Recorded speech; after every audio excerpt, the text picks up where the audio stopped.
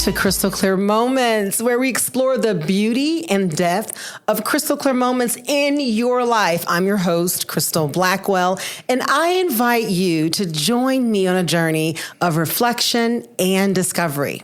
Today, I have my guest, my friend. I cannot wait to go through his crystal clear moments because I know I'm going to hear some stuff and we're going to learn and we're going to deep dive into some things. And his name is Sentari Minor. And what I will tell you about first of all, looking at him, you can see that he's absolutely full of energy. I'm so excited for and this. I love this. Thank you. And when we first met, we were like bubbling over because I'm all energy and extrovert and he's all energy and extrovert. So I'm going to tell you guys right now, this is all about the extroverts here because we're bringing you all those types of skills. But what I love about you most and why I really wanted you to come on the podcast for the Crystal Clear Moments podcast listeners is that you have crystal clear moments all the time. Yes. I think you manifest them. And I think because of that, that's why you're the wonderful person that you are. Thank you. You manifest them, and I don't even know what direction to go. So I'm going to go a direction before. I want you to tell us who you are and the way you want us to know you. Oh, that's a great way of framing that. Well, one, I'm very excited to be here. A little bit about me. Let's see. Depending on where you're listening from, I'm Sentari Minor. I'm a Phoenix native, so I grew up here in Phoenix, Arizona. And for me, I did a storytelling thing called The Whole Story, and it was a group of Black storytellers that kind of talk just.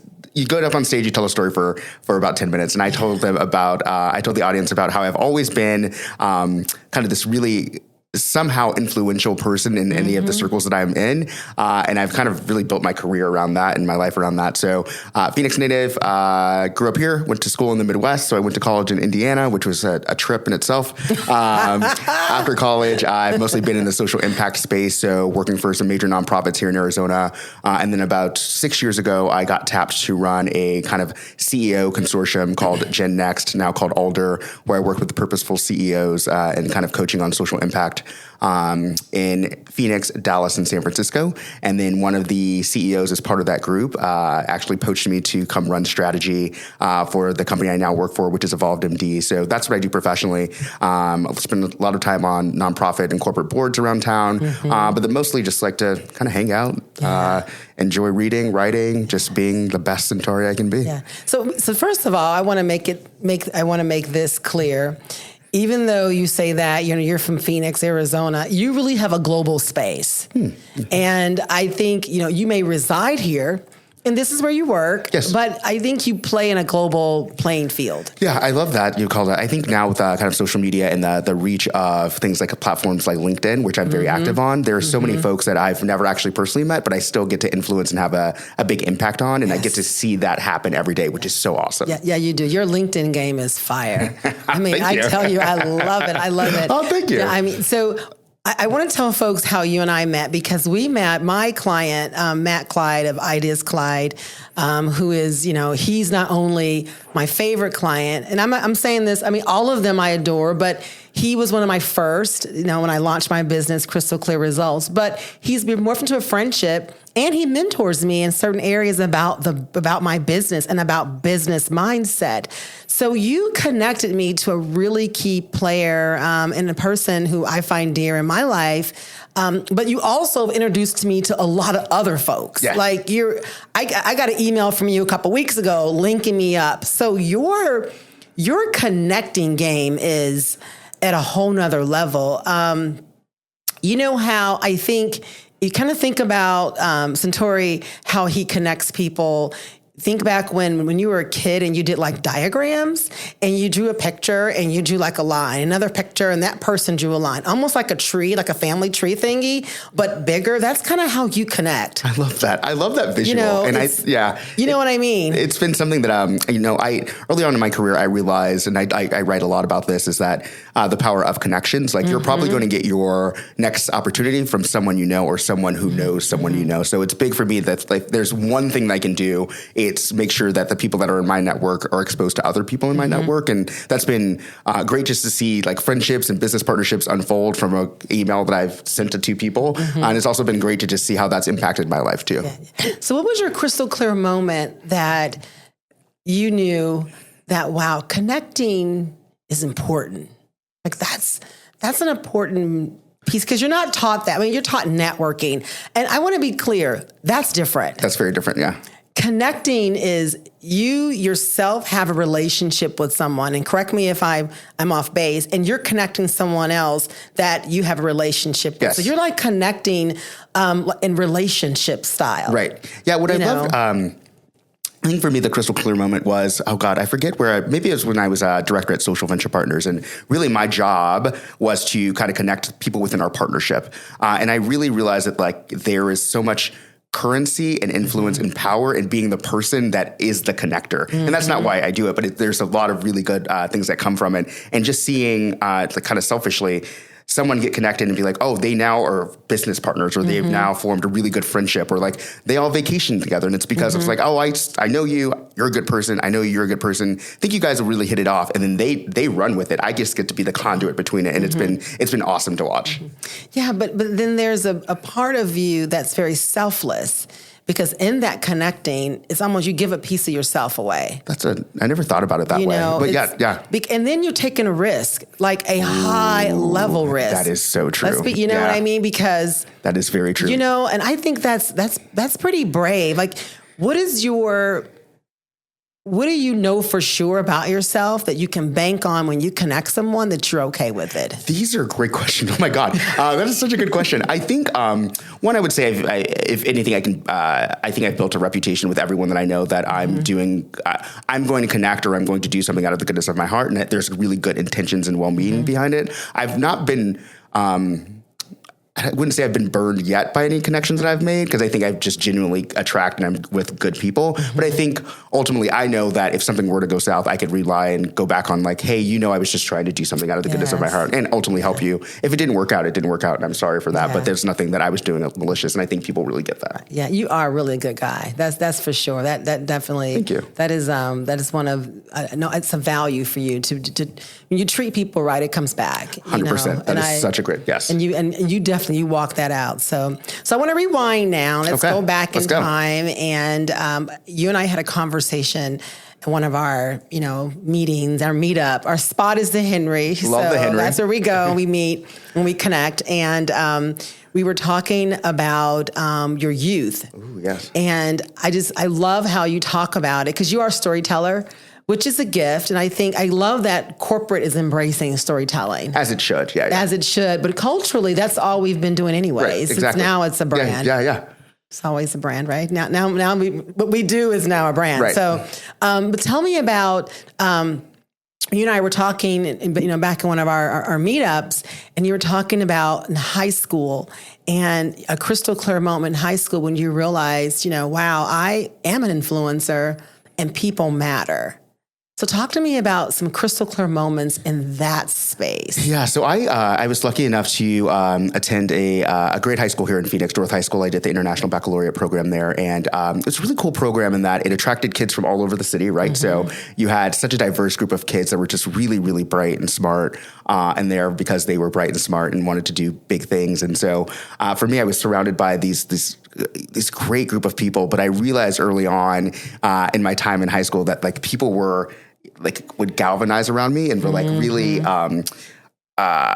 really taken by me. And I think actually I would say that was a big moment, but I would actually go a step further and say it was more so in college. And I talk about this in my talk when I was Greek, so I joined a fraternity. And I realized then like the power of having influence around you and working through people. And also just because like I always think that being Greek and being that it's like the best sales job, because you're selling your organization to potential folks to join, recruits and pledges. And so I think that was also crystal clear. It's like in those moments, I realized the power that not only just the power, but the necessity, and I think this is where I like to coach young people, like you have to work through other people to get what you need. And I learned that very, very early on from 13 on of like, you need other people to be successful.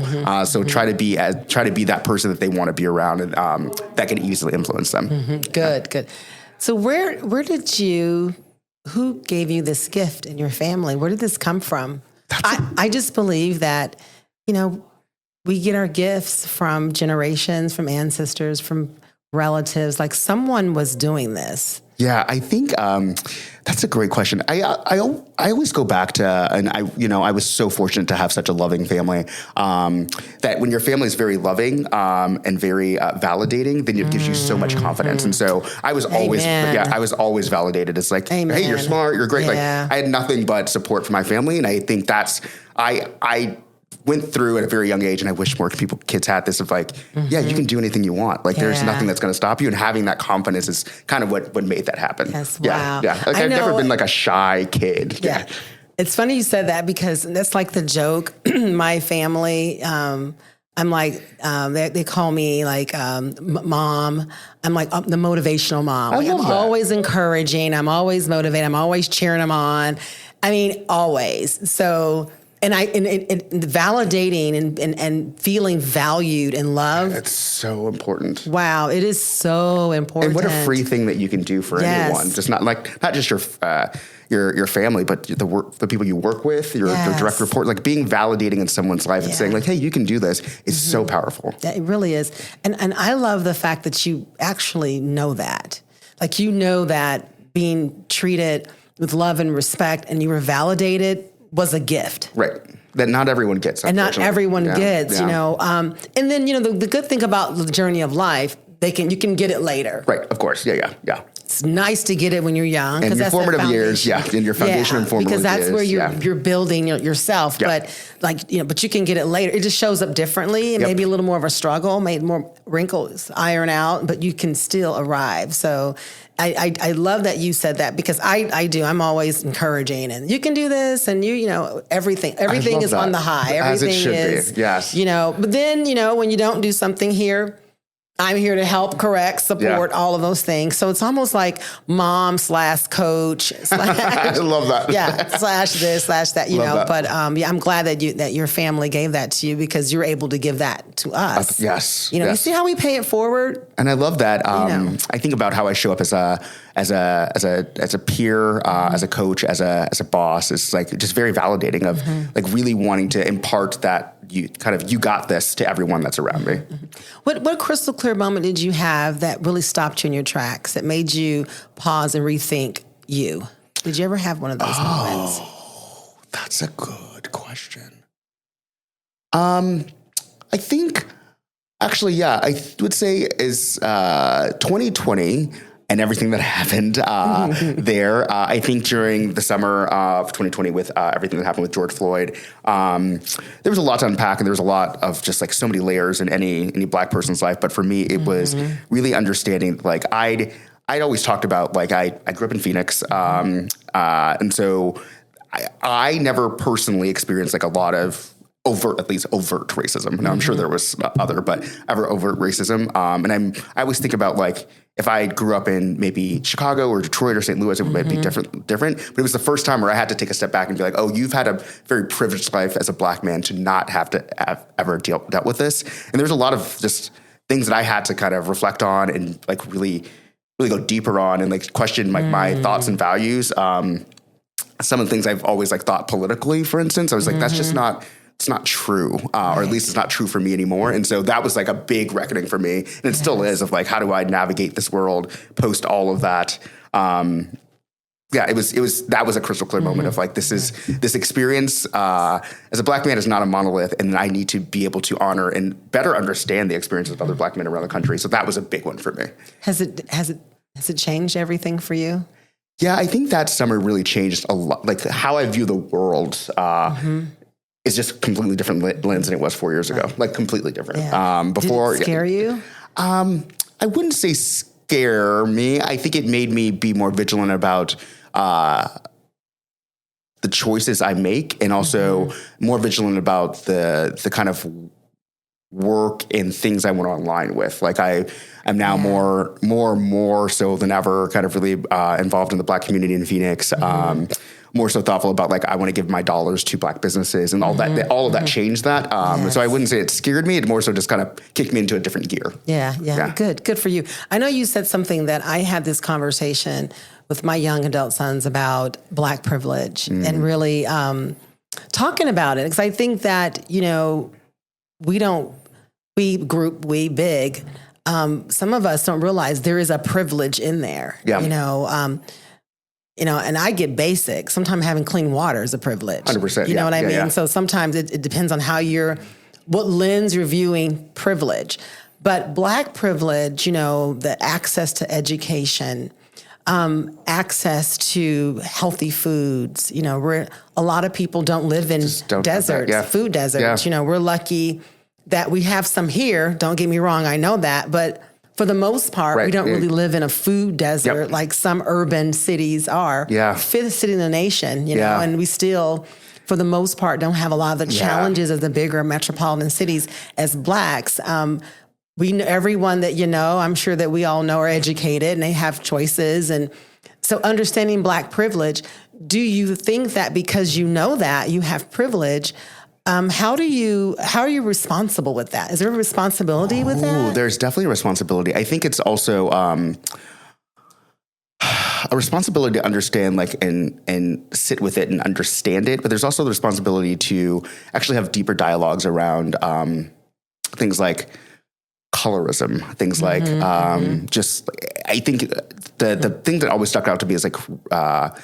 The different regions, like growing up Black in the South is very different than growing up Black in Phoenix, Arizona. Absolutely. And like you have to know that. You have to know that and understand that and realize that like I'm so fortunate that I was able to be in Phoenix and go to school downtown rather than like being in some place where there's like overt racism. And then being a person that has to understand and realize that, all right, so that person that looks like me that is from Mississippi probably is going to have a much harder time in life than I do. So there's a privilege in that and understanding that. Yeah. Just even thought experience is privilege. Yeah. Like you're explaining the different experience. And, I think my husband and I are born and raised in the Midwest, and then we raise our kids are like you. They're Phoenician, so their experience is very different. But when we share our experience, just so they can bridge it, they get it, but they haven't experienced it. Right. Yeah. So it does help you get some level of empathy for how regionally it shows up for us within our culture. Because it does. It is different for us. Yeah. Good. So what crystal clear moment made you just fall in love with yourself even more? Like you said, I am fire. I am. Look at me. Such good questions. Look at me. Look at me do this. Let me do this thing. Oh, gosh. Where would I? And it's okay to cheer yourself on. Yeah, I know. I have no problem with that. All right, okay. I've never had any problem. I'm just trying to think of like because people do, and I'm always like, cheer yourself on. I don't know a particular moment. I would say one thing that I'm really proud of is that in our last, so our company, the company I currently work for, we're venture backed. So we had to do. We took on venture capital money after 2 raises. And what I was really proud of is that, and kudos to my CEO, brought me in on the pitching of the raise. So I got to pitch to nearly 100 VCs with my CEO. So we were going through them. So doing the pitches, doing the talking, putting together and moving the process forward. And I was like really proud of that because you actually don't have a lot of Black folks pitching VCs. Yes, that's right. And it's been like really cool to be on the side and say, now to say on my resume that I did that I had that experience. I think that was really cool to show that I was like, oh, I can sell this to folks who are, went to these kind of crazy schools and have all this money. And I was able to successfully do that with my CEO. So that's one thing.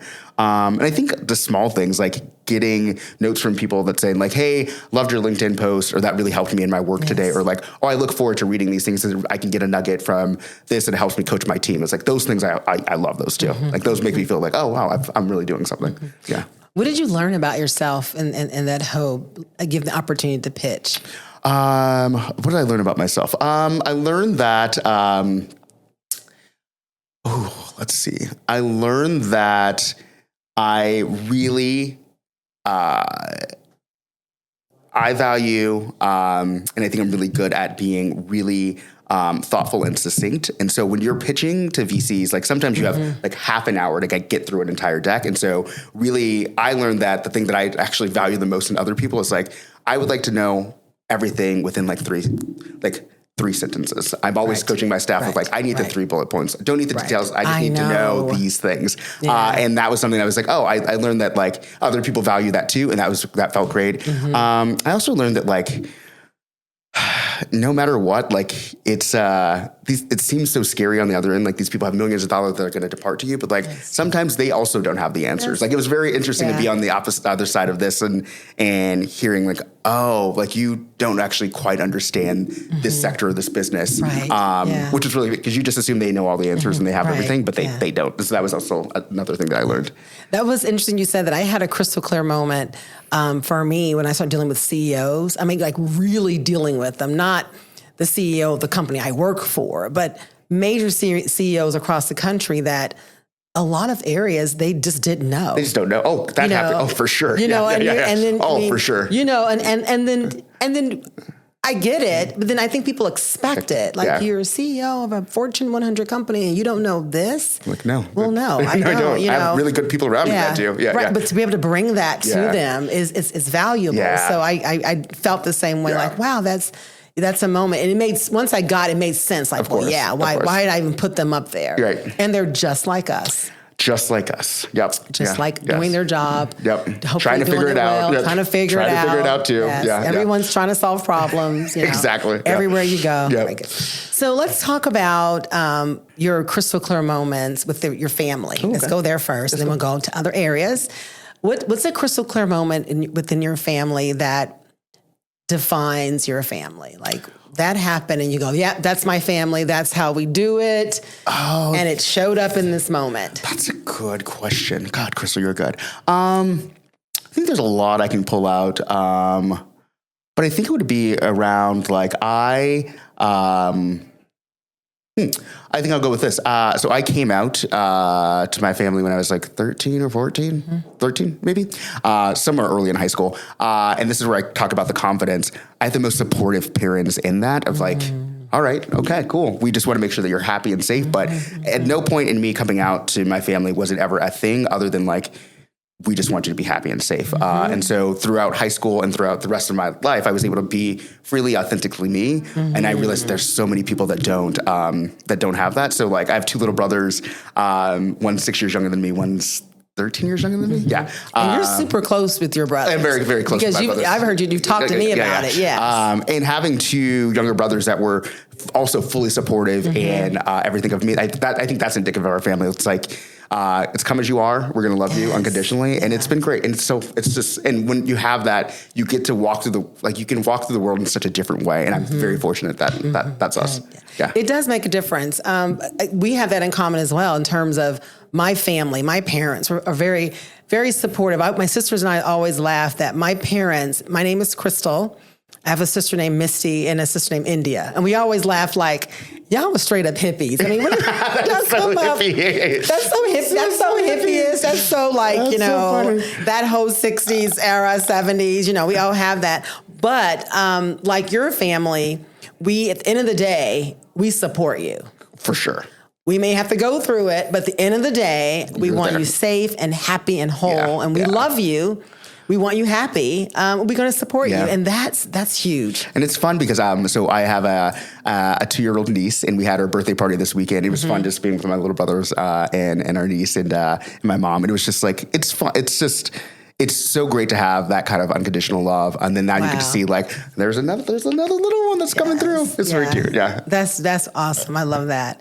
And you exude that too, that again, back to relationships, the fact that you have self-love and you are 100% authentic. Like I've seen you kind of like, I've seen that part, but then I've seen all aspects of you. You are who you are.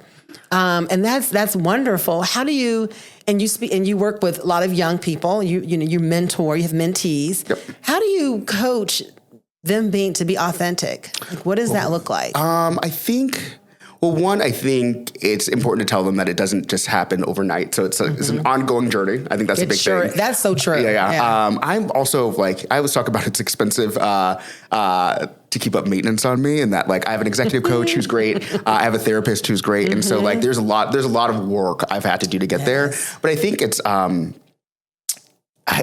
finding like the things or the people that anchor you so that you can feel authentic. Like I've gone through, I always say this, like I've set myself up, this will give you a good insight into me financially, in that like I never want to be so like dependent on the job that I can't be authentically me. So if tomorrow I have to be like, this isn't working for me because it just doesn't align with my values, then I can be like, I'm good right now. And so I've always thought about those things of like, I am always going to be me, maybe to a fault, but like there's never going to be a situation I'm in where if something's going to compromise my values or my beliefs, and if it does, I'm getting out of that situation immediately. And I wish I would. I think my advice to younger people would be like, get to a place where you never have to compromise your values. And I realize that like sometimes it's just going to have to happen because of life. But I would say that would be the biggest advice I would give to young people now. I love that. I 100% agree, and I work on that. That is an operating value for me before I knew it was. Yeah. Like I was working that way in corporate. And when the leaders were not matching with my values, I'd leave. Yeah, I'm out. I'm out. And I'm of the generation you work 1,000 years until you die. 50 years. You stay at a company 50 right. years. You get the gold watch. And yeah. I wasn't doing that. No. And I couldn't articulate it because that wasn't the language.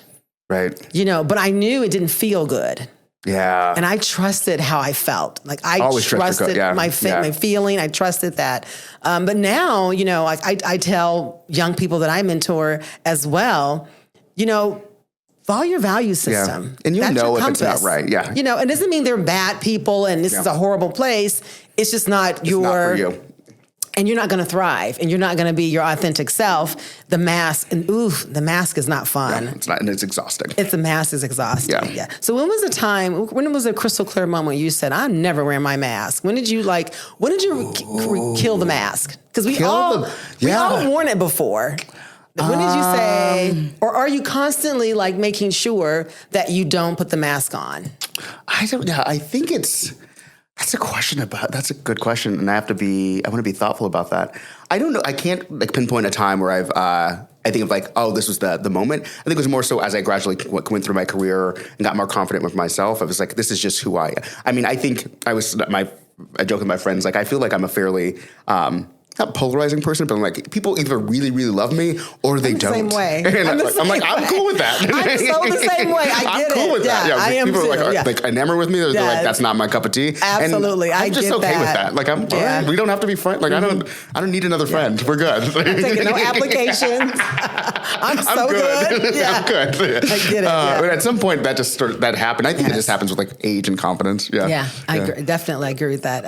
So now we're going to go into your crystal clear moments in your workspace, which I think that's a lot of with LinkedIn, and anyone who wants to just please hop on, connect, and just really read through. But what I love about your post, and I think that it speaks to corporate culture now, is that you infuse personal with work. Mm-hmm. Yeah. And there's this really nice balance. It's not all work and it's not all play. I'm not seeing pictures of a meal. Right. But I might if you're having a meal with a friend, exactly, yeah. and it's a business meeting. Yep. And I see that. So why? The question is, why is work such a part of your DNA? Like, it's not even like work for you. I feel like and I've met some of the folks in your organization, but I feel like you make it a family. Like you can't work at a place that you don't feel like you're part of a family. Yeah, I think it's one, I've had the great privilege in my career of always working for very much mission-driven organization. So I did work where I worked for a foundation that did great work with low-income schools. And so it was just easy to go to work, and I got to do that. I got to work for social venture partners where we did a lot of money where we gave back to the community and then worked with the nonprofits that we gave to kind of build capacity. So we were always just doing more and more work on helping the organizations that are helping a community. So I've always had the one baseline, I just like going to work.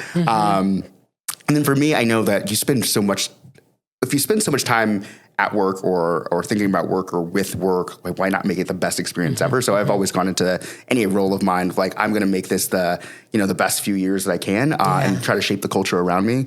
I love that. And love it. And work is just kind of like it. I actually don't think work defines me, because I can go do something else tomorrow and I love it just as much. I think it's more so I like the idea that I get to make an impact, and that impact is through the work. Yes, I love that. Yeah, definitely through the work. Yeah. That's a vehicle for you to do that. Exactly. Absolutely.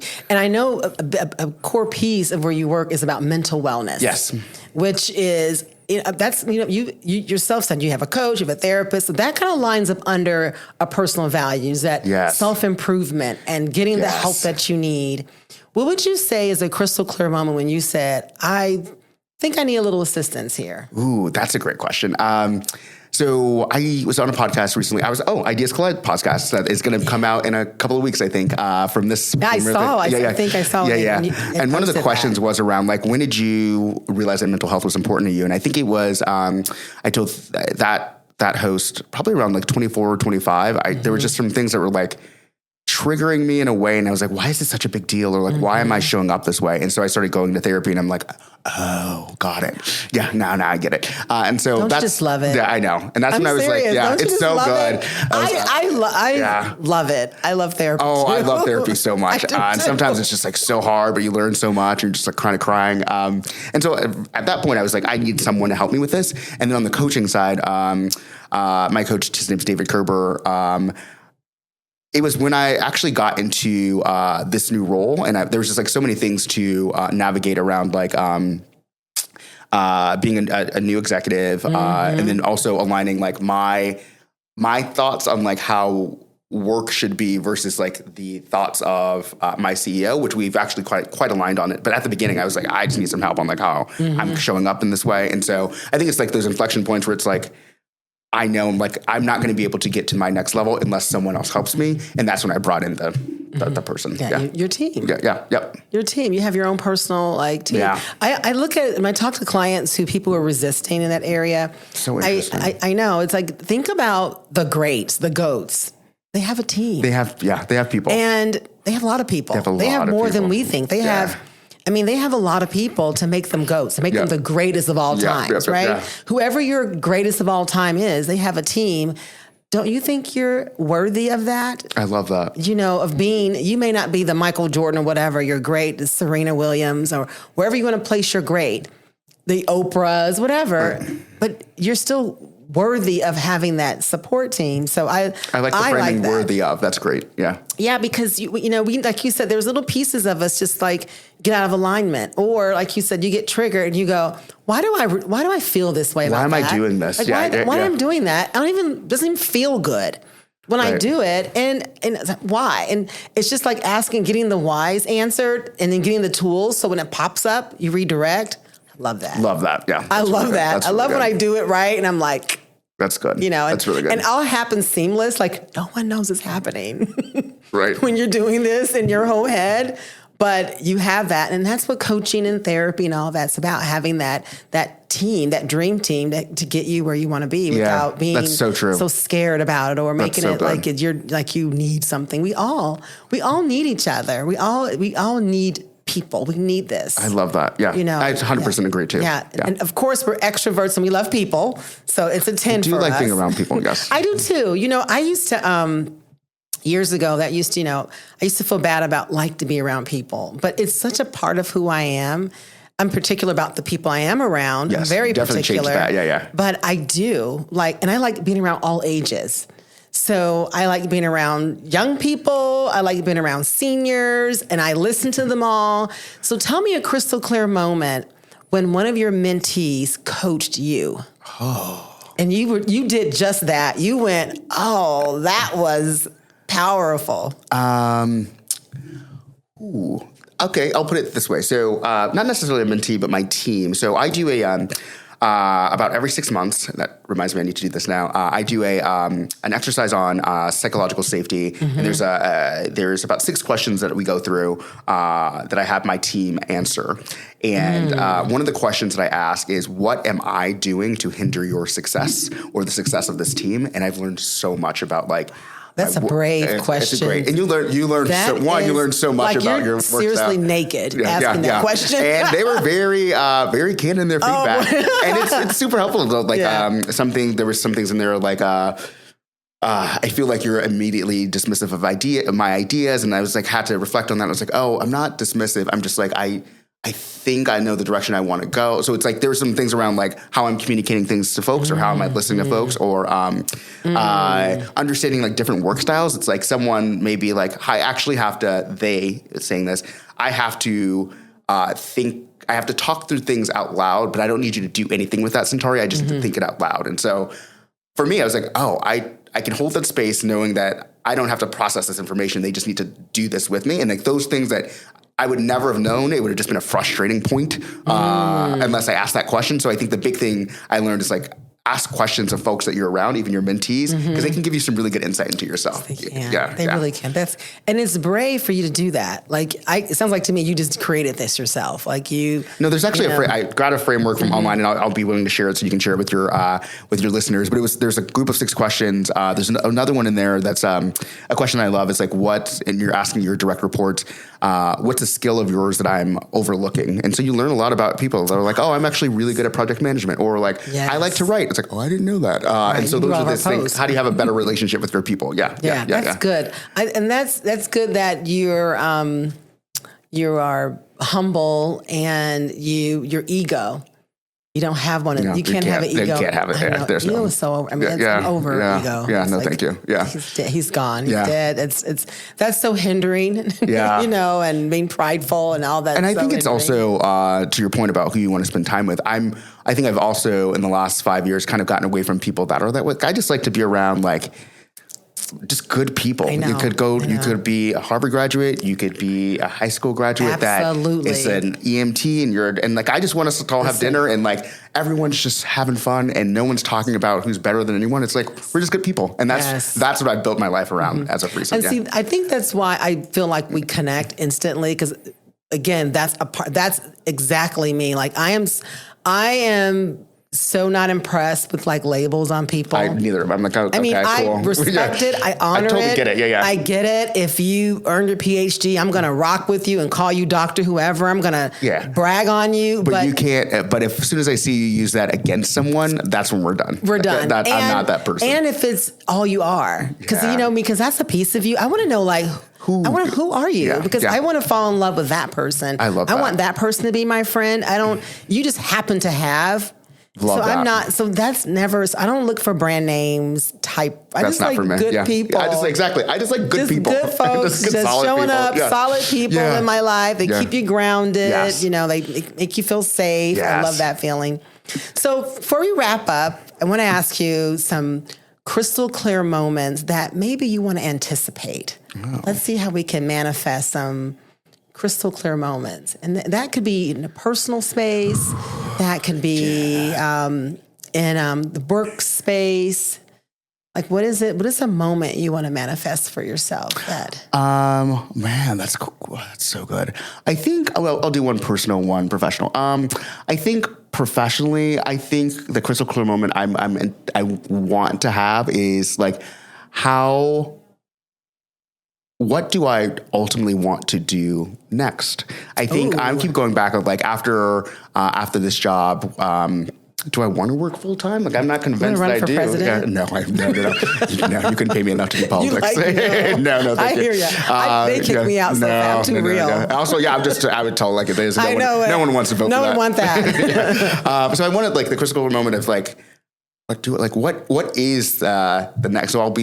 So I'm 38. So what is, and we'll probably, because Social Security will be gone, I will have to work in some capacity for at least the next 40 years. What do I want to do? And so I want that moment. And then personally, I think, that's a good question. I'm very fascinated with So my niece is 2. I don't have kids, and my middle brother Jason doesn't have kids, and he probably won't. Neither of us probably will. So like looking at my niece, I just want to know like how am I going to influence her, and like what is this going to look like? And it's like she's 2. It was so fun being around her. She's 2, and it's like, oh my God, one day you're going to be 18, and like what is that going to look like, and how can Uncle Sentari like shape that? That's been top of mind, and that's because we had our 2-year birthday this weekend, but like that's really top of mind for me too. Yeah, but I think even though it is top of mind, I think it matters. Like I think you've thought about that before. Yeah. I'm sure when she was first born, you're like, how do I help shape this life of this young lady that's going to enter this world that may not be kind, but maybe kind and loving. Yeah. Like really give her the tools to just thrive at a whole nother level, especially a different generation. To that point, the world that I grew up in is very different than the world that she's going to have to grow up in. And it's going to be all hands on deck for that one, because it's going to be hard. Yeah, it's going to be hard. Yeah. But you know what? I love being around different generations. That remains true throughout the generations. That's true. Like you hear that.